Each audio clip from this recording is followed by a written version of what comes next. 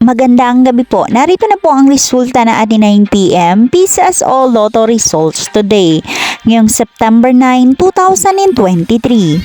At para po sa draw natin ngayon ay ang Grand Lotto 655, ang National Lotto 642, ang 6D Lotto, ang 3D Lotto at ang 2D Lotto.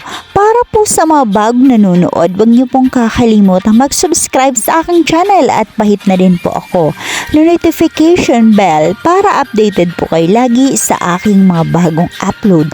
At para naman po sa update ng ating Lotto winners, ipinopost ko po siya under our comment section.